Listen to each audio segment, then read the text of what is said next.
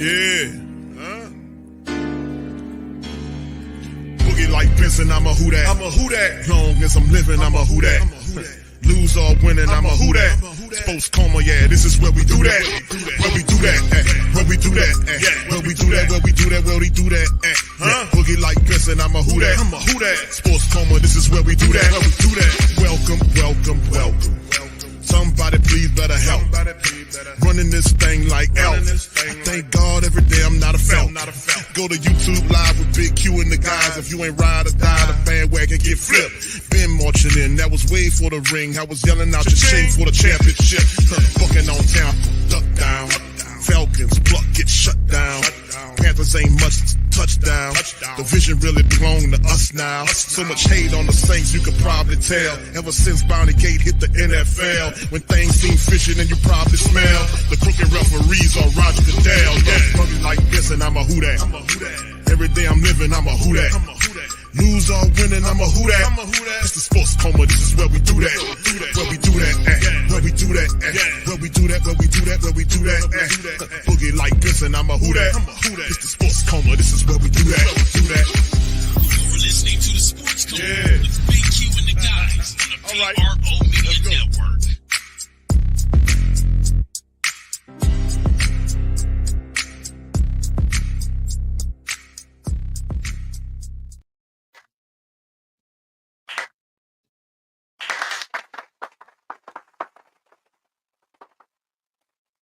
Right. All right. Shout out to the mighty Who That Nation, man. We in this thing, Sports Coma, representing, like I've been saying for a long time. Welcome, welcome, welcome. You're now rocking with the Sports Coma with Big Q and the guys, but we have intense, entertaining, educating, and enlightening sport talk from your favorite sports fam. What's popping, fam? Appreciate y'all. Hope y'all have a fantastic weekend this past weekend, man, as we continue to kind of go about our time, man. And listen, we got roughly to the middle of July before we start getting into some Saint related content. Insofar as the Saints did sign a couple of defensive backs, Rod Teamer and McCain, a couple of cornerbacks several days ago, which is a positive. The Saints trying to have a little depth in their secondary. That's a very positive thing, but we won't see some of the rookies report until mid-July. And then maybe about 4 to 5 days later, I think, then the veterans start coming back to camp, and it'll be late July. But right now, man, listen, a lot of stuff to talk about on this episode of the Coma, and this show is entitled Saints Playoff or Bust in 2024. And this article comes directly from NFL.com's Adam Rank, who writes this article and kind of talks about this. Give me a kind of a bridge here to kind of talk about the playoffs or bust, because let us not forget why we're here. In terms of the New Orleans Saints, we're here because in terms of what we need to do this upcoming year, with all of the changes to the offensive room and the mindset overall for the team and Dennis Allen going into this year, it's playoffs or bust. It's no doubt about it. There is no future for Dennis Allen as a head coach if the Saints don't make the playoffs beyond this year. Really, he should have been fired last year, but Mickey Loomis refused to do it and took a lot of bows and arrows and pressure from the Who That Nation. He got severely thrashed. You see how he looked during the end of the season. Pressers totally discombobulated, talking out of his mind. But that's what pressure does you. But I don't anticipate him doing that this upcoming year. With the cap restrictions happening with the Saints over the next 2 years or so, we're at a precipice where the Saints have to get up off the schneid, man. They have to make a move and get up off the schneid. Bottom line, it's no ifs, ands, or buts about it. So it's definitely a playoff or bust situation. And I've seen many articles that talk about hot seats, and they obviously put Dennis Allen firmly on the upcoming hot seat, and they're right to. We need a playoff. It's been 3 years of 9 playoff football in the city of New Orleans, and it's time for that to stop. Dennis Allen has all of the resources in the world of the Who That Nation. We've shown up to inferior and half-assed football over the last 3 years. And I think the family members are finally feeling like enough is enough. Y'all have to step up and show some stuff and handle business and be accountable. and they're talking the talk. Well, anyway, Dennis Allen is talking about accountability. You heard Mickey Loomis talk about it a little bit, and several other of the top decision makers are saying the right things. But will that translate to success? If that verbiage or that mindset is entrenched within the team, and the Saints move forward and they keep that in their minds, I don't see why they can't manifest success in this upcoming year, as long as accountability and attention to detail is firmly entrenched in the mindset of the team. They will have success, but not without it. So anyway, let's get off into this article, fam. I'm gonna try not to keep y'all too long on this episode. Stated, and this is of the article from NFL.com, is New Orleans Saints playoffs or bust in 2024. Derek Carr, Dennis Allen must end dry spell. And this covers quite a few things, but in the end, I agree. I think this is definitely something that they have to figure out. So anyway, members of the Saints organization, the Saints supporters around the world, and those who still get a kick out of watching Seinfeld reruns and seeing George Costanza mention the legendary Fozzie Abear, he says, kind of hard to describe what happened in New Orleans last year. I mean, it's not so troubling when you're talking about a vacation in the Big Easy. Pleasant when you're discussing your favorite, less pleasant when you're discussing your favorite football team. The Saints started off 2-0, and you thought it was going to be a playoff season. Things never completely took hold, though, and despite a hot finish that saw New Orleans win 4 of its last 5 games to get to 9-8, the Saints fell short of the postseason for the 3rd straight year. Will the dry spell end in 2024? Now, that's a question I posed to you guys in the chat as well. So answer in the chat. Let me know what you guys think about this upcoming year.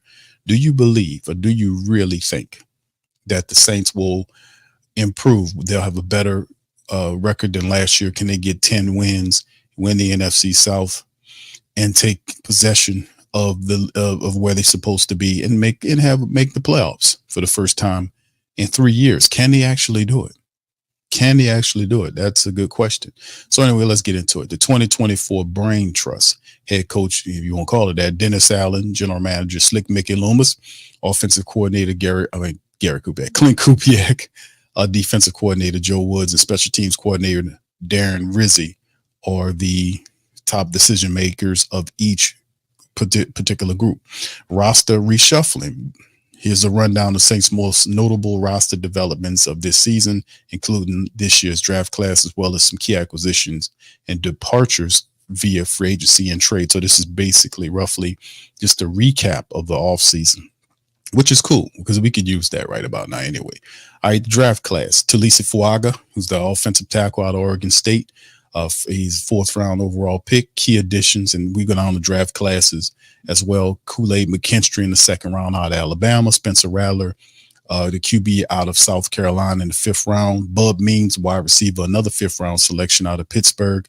Jalen Ford, the linebacker, 5th round pick out of Texas. Christian Boyd, the big interior defensive tackle out of Northern Iowa, and Josiah Israhim, who's the offensive tackle out of Eastern Kentucky. A lot of people like him as well. Saints had a solid draft class. I thought Fuaga as an instant starter. Kool-Aid McKinstry will become a starter eventually, and Spencer Rattler could be a possible potential QB of the future. Bub Means is a guy that can have an immediate impact based on his production in camp if he steps up. Jalen Ford is a dude that a lot of people are excited by. Very productive linebacker out of Texas. Can he make a name for himself in the linebacker room, where we got a lot of linebackers there? Demario Davis getting old in the tooth. We need some of our young linebackers to kind of make a name for themselves. Christian Boyd, who is an upgrade over Malcolm Roach, in my opinion. It was a solid pickup in the 6th round. And Israel, which is an offensive tackle who's considered raw but has a lot of potential. Looking at him to potentially be maybe a practice squad offensive tackle, or just perhaps a guy that makes the team as a reserve offensive tackle. Then we look at some of the key additions the Saints had in the free agency brass. Equanius St. Brown, the big wide receiver who played comes out of Notre Dame, played for Chicago. Forgot what other team he played for, but St. Brown is the brother of Amon St. Brown, who's the phenomenal wide receiver for Detroit. And up to this point, Equimius has not been hope I'm saying his name right, has been pretty much a letdown since he's been in the pros. Big wide receiver with a lot of size, not so much on the speed, but definitely needs to show what he can do to stay in the league. Cedric Wilson, the veteran wide receiver that we picked up from Miami, a guy that is Cedric Wilson is a pro. He's not he don't have a big name, but is a solid guy who does make catches. You throw it to him.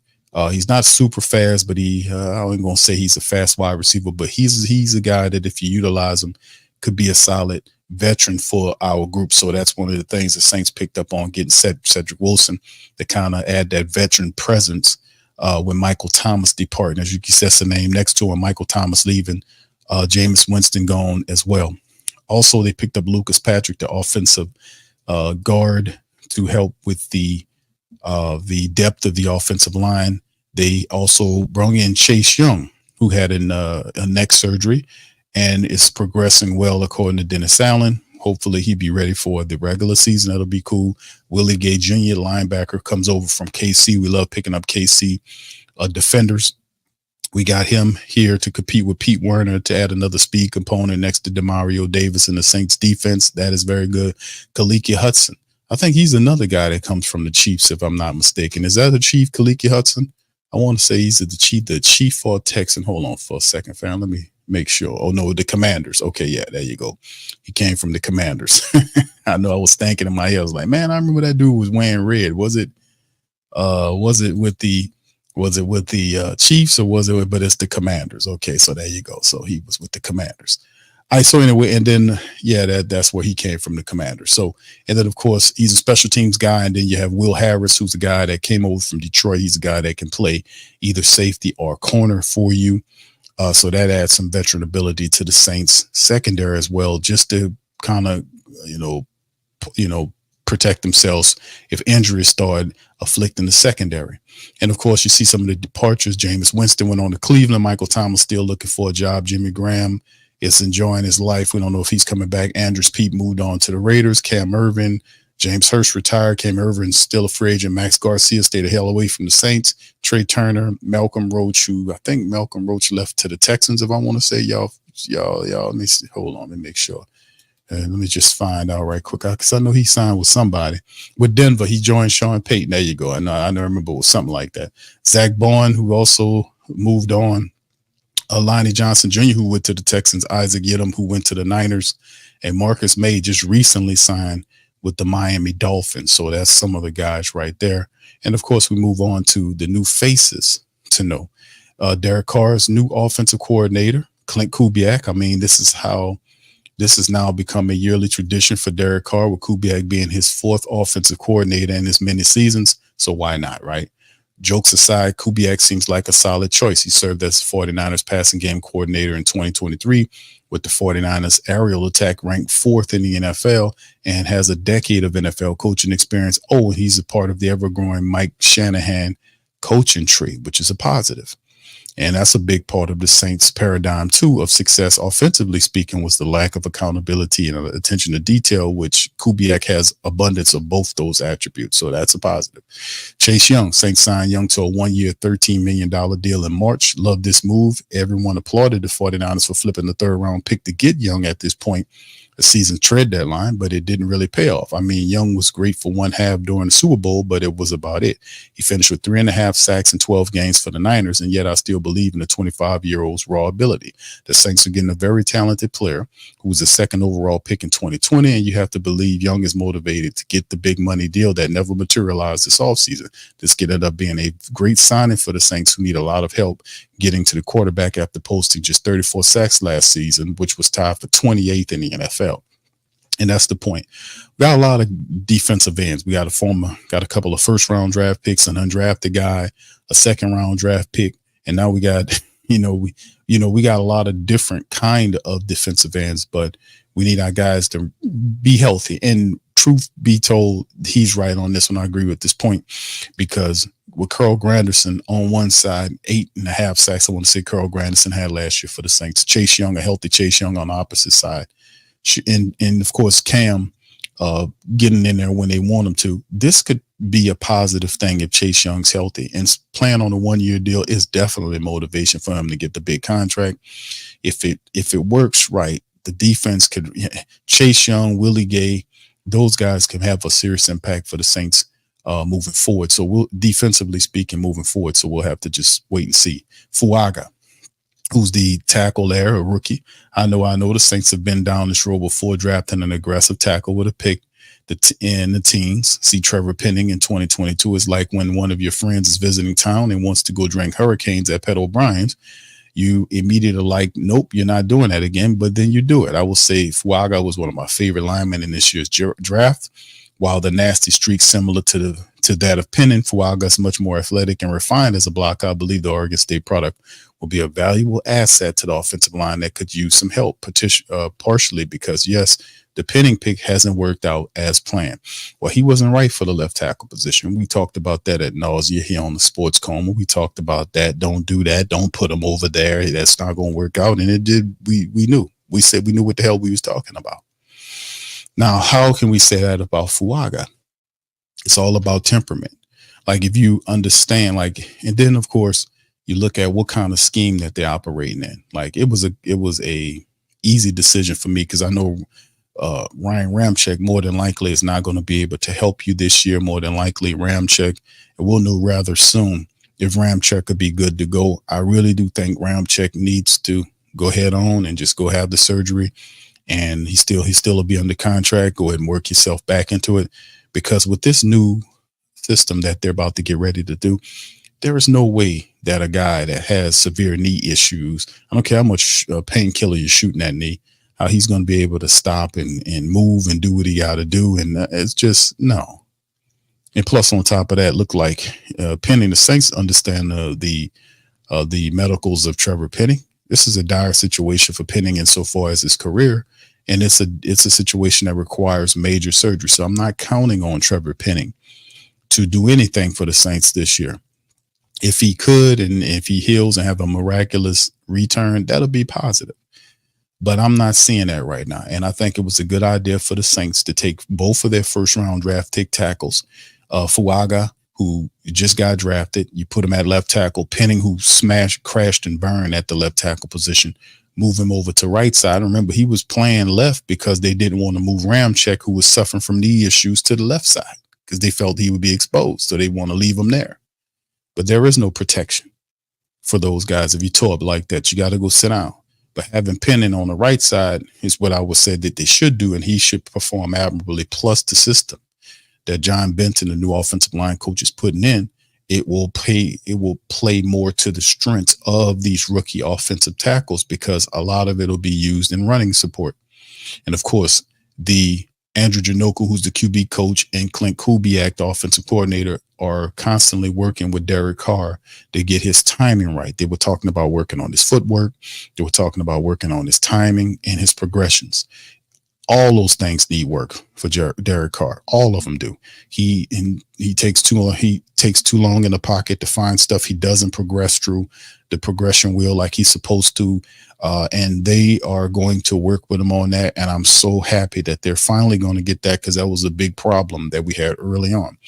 And also, hopefully there'll be a commitment. And by all intents and purposes, they're saying there'll be a commitment to the Saints running the football, which should take a lot of pressure off of Derek Carr and the Saints, because they have a fantastic running back room. Alvin Kamara, once his contract stuff is done, Jamal Williams, Kendre Miller, Taysom Hill will be thrown in the mix. They have a fantastic running room. So at some point, you want to try to get that going and operate the play action. That should help Derek Carr take the pressure off of him by using our best weapons in terms of our running backs. All right. So anyway, let's keep it going. What is the status of the QB room? It's solid. Derek Carr gets a lot of criticism. The vast majority of it is unwarranted. That's bullshit. Derek Carr's criticism, and most people that we know that listen to the Coma and follow what Derek Carr does, is we talk to Derek Carr. We know about Derek Carr this whole offseason. We just talking about this year. We're not talking about whatever he did with the Raiders. I can care less about that.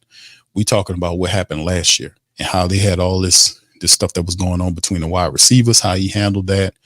I knew a lot of people didn't trust Derek Carr and for whatever reason thought that he was faking injuries. I was like, nah, this guy not faking injuries. He was actually hurt. I just didn't appreciate the Saints taking Derek Carr and shooting him up with painkiller.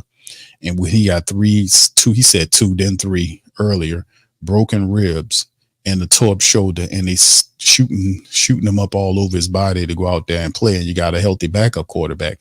I didn't appreciate that because that was horrible to do Derek Carr that, and shame on them for doing that. Where's the NFL people when you need them to with this safety bullshit that they like to kick around?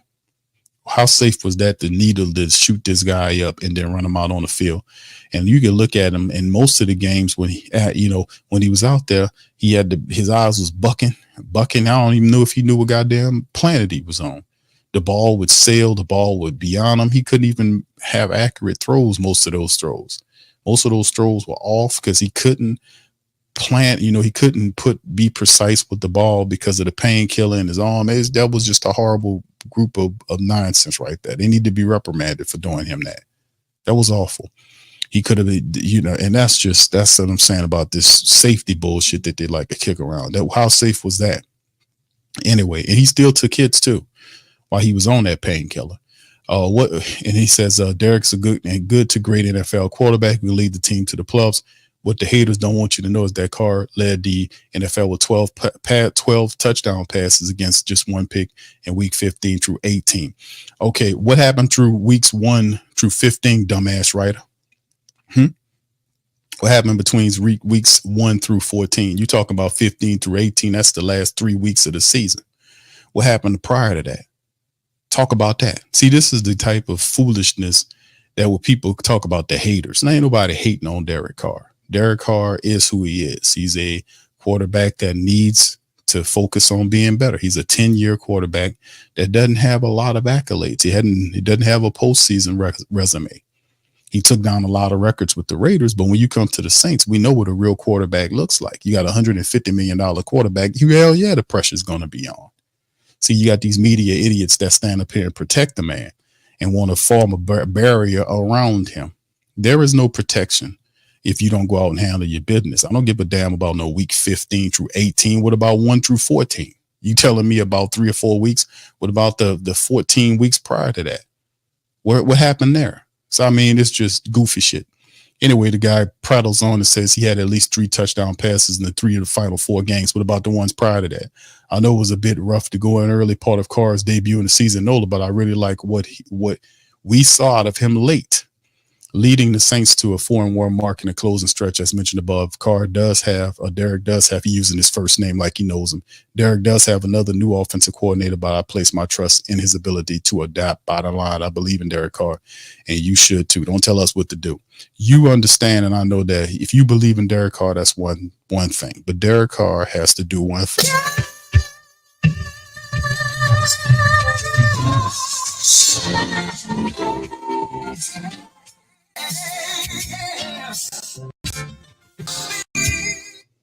So there it is. That's one thing that Derek Carr is going to have to show. He's going to have to step it up. And last year, when we talk about his adaptability, he didn't adapt until the last month of games in the season. And that's like several months. Prior to that, he didn't really get it into the last month of the season. And by that point, it was too late. It was far too late. And then, of course, I don't put all the blame on Derek Carr because Derek Carr was playing hurt, I believe. I didn't like the Saints doing that to him. They didn't have a steady running attack. In many games, they was trying to put the pressure on Derek Carr to win games. And a lot of the games, Derek Carr didn't know the system well enough to win games for the Saints. When he got hurt in the Green Bay game, the bottom fell out. Everything went to hell in the handbasket and off the next games, and it was crap. So yeah, it's like, dude, I believe in Derek Carr. That's good for you, pal. Good for you. Most important, most people don't even watch all the games, by the way. Most of these guys don't even watch all the games. All right, most important non-QB, Alvin Kamara. Kamara left minicamp due to a contract dispute. I'm not sure what leverage the running back has, considering he's entering year 8, fresh off at least the least productive season with career lows in rushing and scrimmage yards. Not to mention he already boasts the second highest salary at the position. To be fair, Kamara earned $15 million APY After all, he's one of just 4 players in NFL history, at least 5,000 rushing yards and 4,000 receiving yards in his first 7 years. Another one of those 4, Christian McCaffrey, who played under the direction of Clint Kubiak last year. You see where I'm going with this. Kamara needs to be in camp and ready to go at the start of the regular season if the Saints are to flourish in 2024. No disagreement on that. Absolutely not. But once again, Alvin Kamara was suspended several games because of the issue the year prior in Las Vegas. But then he came into the year and he came in there ready. And then the issue was the Saints could not produce a steady, consistent offensive line in terms of the play to be able to take advantage of Alvin Kamara's talents or Jamal Williams or anybody's talents except for Taysom Hill when he turns into a running back when he's back there as a quarterback. So that has to be changed. That has definitely changed. The running attack has to change. And I do think the Saints will get the Alvin Kamara contract situation handled. I don't think that'll be something the Saints will have a problem with. They know they need Alvin Kamara ready for the season. And I think they understood that there wasn't going to pay Alvin Kamara $20+ million coming up next year. So it'd be both beneficial for both parties if they come to an agreement and get a 2-year extension added on to Alvin Kamara's deal. And I personally think, me having faith in Kamara, and you should too, that Alvin Kamara is going to have probably the best career of his, season of his career, rather. I think that happens. And then, of course, is the fantasy take. We don't care about that. Then the 2024 roadmap, 3 key dates, the week 2 matchup against Dallas at Dallas. Both franchises feel like they can go either way, make a strong run to the playoffs, or maybe just regress and crash. These next, and of course, the 4 games. That's big. The 4 games that New Orleans Saints will open the season up with, well, not so much 4, might as well say 5 games. Well, you open up with Carolina. A lot of people think that's going to be a win. No games are given, but the Saints should be able to win that contest. No disrespect to Carolina. But then the rest of the games they have with Dallas and all these other teams, KC in the mix, that's going to be intriguing because you're tested early and you don't want to find yourself in the hole early in the season. That could be problematic. So the Saints will have to watch that. Week 7 is a Thursday matchup against Sean Payton and the Denver Broncos. And Payton, for the first time since he left, comes back to the Superdome in primetime action. It's a good revenge game. And the Denver Bronco team is a young team. They have a rookie at the quarterback helm. And the guy, even though he's a rookie, played a lot of college ball, kind of maxed out in college, very smart. I could see Denver a little further ahead in development than what I was seeing like last year. Sean Payton has a quarterback that he likes. He got his running backs together. He had his wide receivers. So this team feels more like Sean Payton. Last year, he was kind of cleaning and thinning out people that didn't get with his system, that wasn't jiving and vibing with what he wanted to do. And the Broncos this year feel more like Sean Payton's squad. So how will they perform when you get to week 7? So hopefully the Saints defense will be firing up on all cylinders to be able to get back there and knock the rookie on his behind. And hopefully our offense at week 7 should be flowing. We should be flowing. We should be catching and moving and grooving by week 7. We should know what we be about. Our defense should be stopping people, and we should be getting steady wins by week 7. By week 7. And of course, week 17, the Las Vegas Raiders, like Peyton, Derek Carr gets his first opportunity against his former team again, a revenge game. And I think Derek Carr will be on his game for this game, and he will beat the Raiders. Now that's Antonio Pierce's club. They still got a lot of stuff that's not right with them, you know what I'm saying? But in the end, I think in week 17, the Saints should be able to beat the Raiders, man. And I think that'll happen. And of course, for 2024 to be a success, the Saints must A, win the Super Bowl, B, make the playoff run, C, earn a playoff berth, D, finish above 500, or E, show progress. And look what he picks. And I want y'all to put in the chat who y'all pick. Now, this is a good mixture. Win a Super Bowl, which would be nice, but I don't know if that happens. B, make a playoff run, and C, earn a playoff berth. It to me is right in the same area. Getting a playoff berth and getting a win. But getting the playoff berth, the bar is so low here that just getting the playoffs, getting the team to the playoffs will save Dennis Allen. The bar is set so low here. So a playoff berth should be a good enough, and make it Luma's eyesight, not being that he gets a playoff berth and win a playoff game. He just wants them to justify getting them to the playoffs. That'll save Dennis Allen's job. And finishing above 500, that don't mean anything because you did that last year and it didn't get you anything. And then show progress as you show a 1 win more. Did you show progress? You went from 7 wins to 9 wins, which is a form of progress, I guess. And that didn't get you anywhere. So both D and E should be thrown out of here. My answer is C, earn a playoff berth. Like I mentioned, the Saints haven't made the postseason since 2020. So it's time to get back there. We touched on the savvy signing to Chase Young above. I also like Mickey Loomis. I've liked some of Mickey Loomis' overlooked moves in free agencies, most notably to pick up Willie Gay Jr. Loomis also grabbed a pair of instant impact prospects in Fuaga and Kool-Aid McKinstry. And in the first 2 rounds of the draft, now New Orleans has to take the next step. You kind of get the feeling that if the Saints don't make the playoffs, and I don't want to put that out in the universe, but I will, there will be huge changes in store for 2025, and that's no doubt about it. So that's the article right there.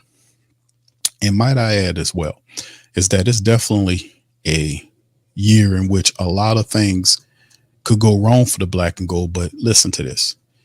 The issues that the Saints had from last year was not being accountable offensively in terms of fixing and reacting when you're supposed to react. That has to change. If there's issues going on or if guys are not on code, that can't happen. If guys are not doing what they're supposed to do and they're not playing like they're supposed to be playing, you can't be afraid to pull the trigger and remove those guys and put somebody in there that will do what they're supposed to do. Remember, no one person is bigger than the team. So that's something going forward that we seen last year that Dennis Allen did not implement when Pete Carmichael was on the other side crashing and burning with the offense. He didn't go over there and put no pressure on him. He didn't tell him, hey, man, switch up your off, let me go over here and switch up the play caller. Maybe I can let Ronald Curry, who was at the time the QB coach, let him call a few plays, Pete, and see if the offense gels under his guidership. Let's see if we can make a few tweaks and changes here. He didn't do none of that. Then at the end of the year, when they failed, then he just fired Pete Carmichael, which was stupid. He can't follow that same mode. He can't follow that same mode. He can't follow the same mode of just letting the offense be. So this year, if the offense starts to struggle, he has to be over there talking to Clint Kubiak, asking him if he needs any resources, if they need help there or whatever they got to do. You got to be able to stay on them.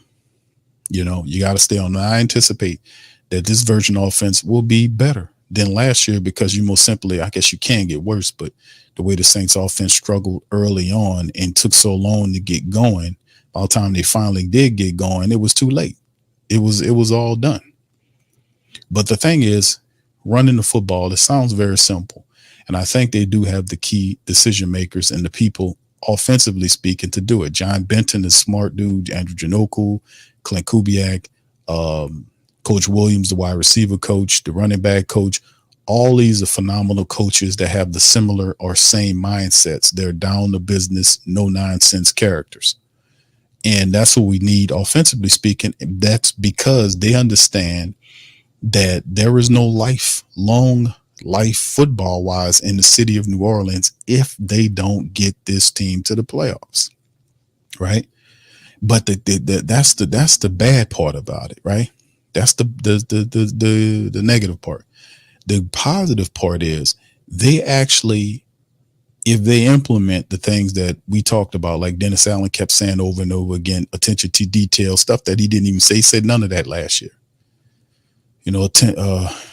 Attention to details and being accountable.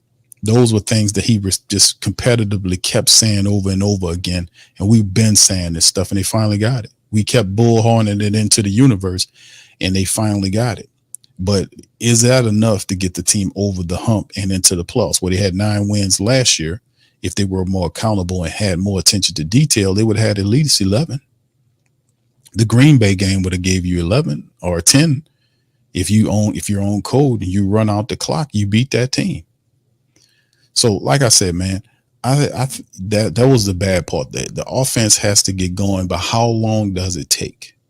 And I think it won't look the same as it did last year because the process in which the guys that's running the offense is operating in, I actually think that those guys will get Carr and the running attack, the offensive line, and they will get these guys on code. The Saints have everything that it takes to be a 11, 12 win team. They got it all. They got a quarterback who's healthy, who can throw the deep ball.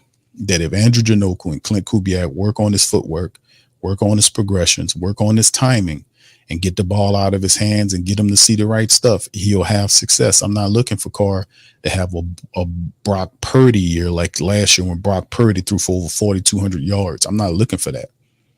I'm just looking for a solid year by Derek Carr would represent an 11-win team for the Saints. Turns around, hands the ball over, don't turn the ball over as much, whether it's interceptions or fumbles or whatever the case may be. And injuries will play a part of it as we get into the season because we always have that. But the Saints have a good mixture of depth in different rooms. Now, the wide receiver room, when it goes beyond our top three guys, gets a little sketchy because we don't know what we're working with. We'll find this out when we get in the training camp. How that looks, the tight end room with Juwan Johnson dealing with an injury. How does that look? And Saints did sign a tight end that nobody knows, just mainly come in there to be a blocking tight end until Juwan Johnson get back. But a lot of interesting looks for the Saints offense this year. How fast can they get that offense good? Well, listen, the first month of games, they don't have a lot of time. And they usually take right around a month, 4 games or so to figure out what you got going on. A month worth of practices and live football games usually get your offense in the right mind and got them pointed in the correct direction to get, a feel of what they're doing. So that's a big part of it, man. And I just think that Clint Kubiak, Andrew Janoku, and the other guys will get the Saints where they need to be. The defense is a whole other thing. I think the Saints defense is going to improve based upon if guys are able to step up. Willie Gay beats Pete Werner out. Chase Young is healthy. Everybody's good in secondary. The Saints defense could be a top 5 unit next year. This upcoming year.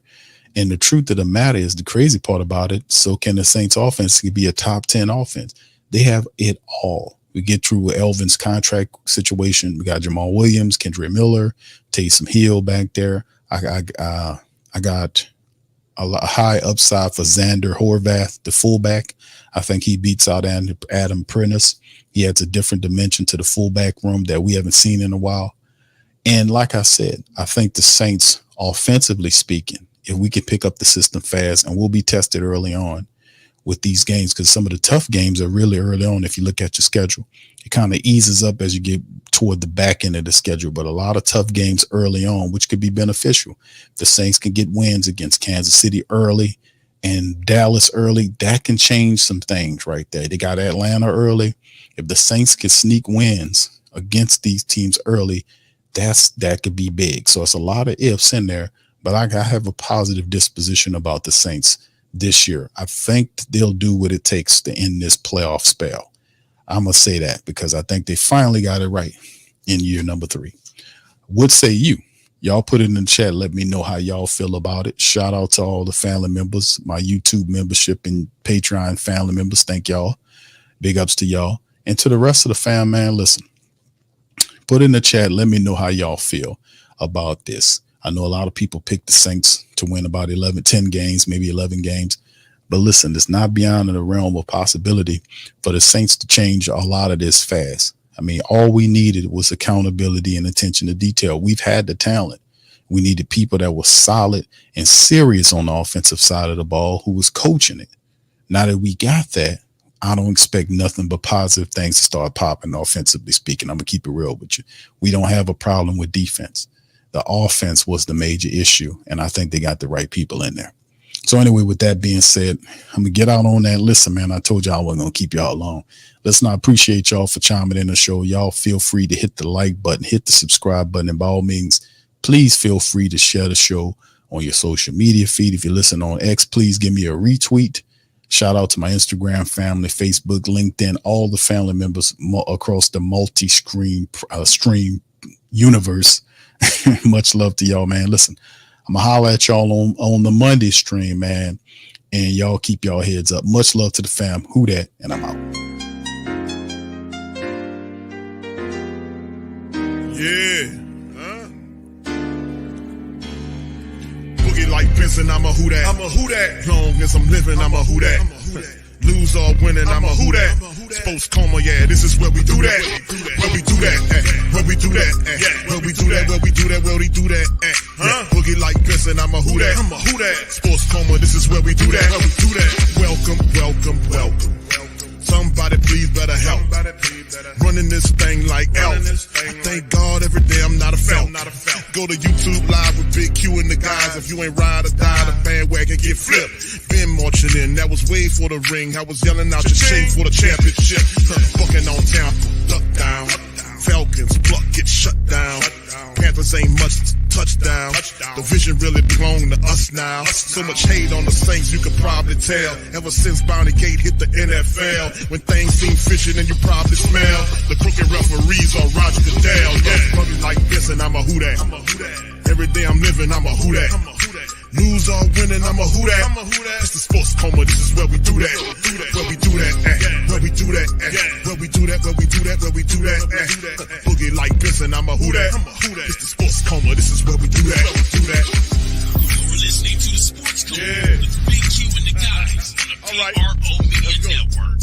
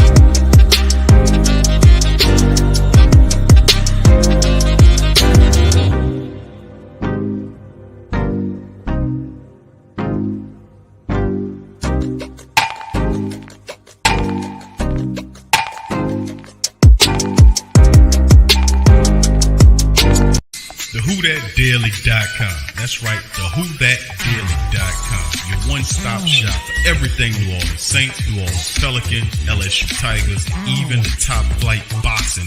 So if you're a Who That and you're looking for a place to stay up on your team, WhoThatDaily.com is your site. The WhoThatDaily.com for the sport Who That in all of us.